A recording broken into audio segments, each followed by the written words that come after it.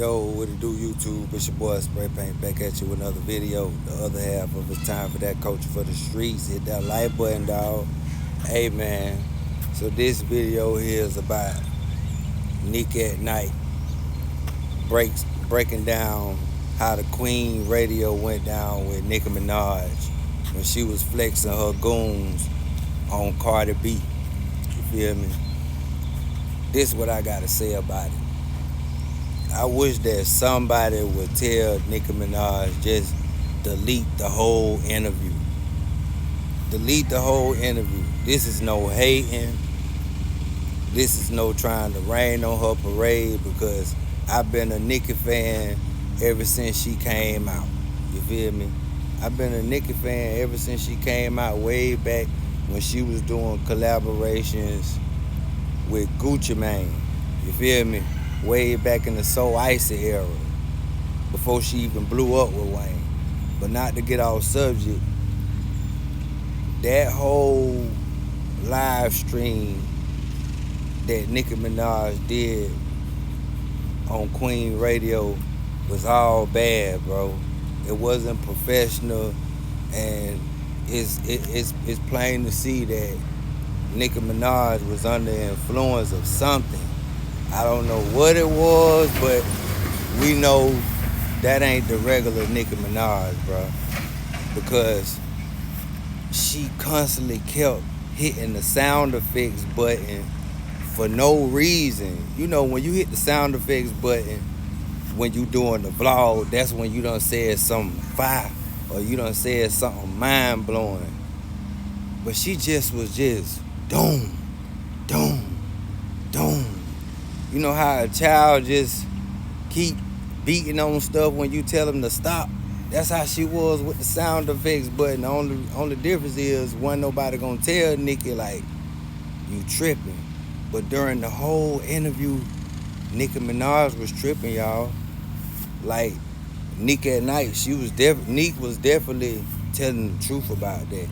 That is a bad interview. And another thing, all these people that was around you, you didn't even know them. You constantly asking these guys who they is. You don't even know these dudes from Adam and Eve, but you clearly showing everybody on the live stream that you got goons, and you kept saying it's the difference between sending shots and making calls. Like, you just kept saying that. I'm like, Nicki tripping, man. Nicki tripping. And you know, allegedly they say her ex-boyfriend Safari said that, you know, she had a bad addiction. A drug addiction. Some people say it was cocaine, some people say it's pills. But whatever it is, it's clear to see that she was out her top on that interview. You know what I mean? That's just all facts. Because not even just that, bro. Remember, she told somebody to grab her phone, and she went and laid down, and she just went to rubbing all over a cat, rubbing all over her body, just and I'm like, what the world is going on with Nicki, bro? It's like,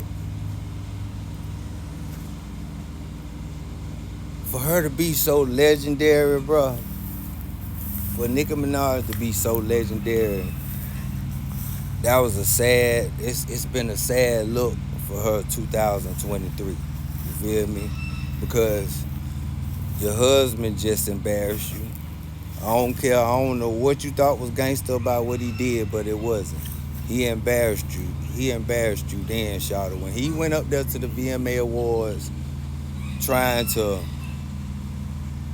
push up on Offset, man, that looked like some straight 16, 15-year-old mess, bro. Like, I just, like I said, it looked like she in a dark place. You feel me? And everybody is not paying attention. Everybody just looking at the success. But she in a messed up situation right now. And I'm not talking about financially. I'm talking about mentally, man. Nicki Minaj ain't been herself. You feel me? And I haven't even been following her all year long. But I just know I've been a big fan of her music before these big bags of money even came her way. And I always said she was one of the best to ever do it on the female side when it come down to artistry and lyrics. You feel me? But this situation with her and Cardi, it's making her look real goofy. And then the crazy thing about it, Nicki, you saying you got goons. Why is you showing all these dudes' faces and you getting them to come up to the camera to introduce themselves? What you trying to get a piece of the Rico or something? You trying to get a Rico case or something, Nicki? Because that's what you going to end up doing, trying to be street when you're not even built for it. And I know 9 times out of 10, I've never heard about you going to the county jail, and that's a good thing. You don't need to be indulging in street activity. Your name is Nicki Minaj. Like Nique said. Shout out to Nique at Nite, bro. Your name is Nicki Minaj. It speak for itself. It don't have to be street. You set the trends. Everybody else follow.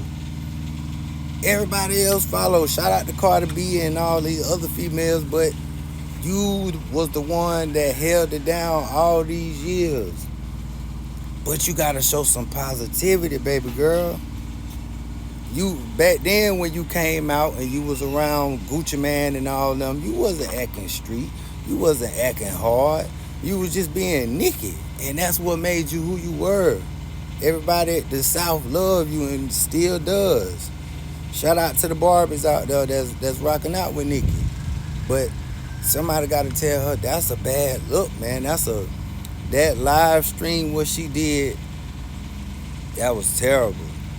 Y'all let me know what y'all think about that in the comment section, man. It's the other half of It's Time for That Culture for the Street podcast. Hit that like button. I'm gone.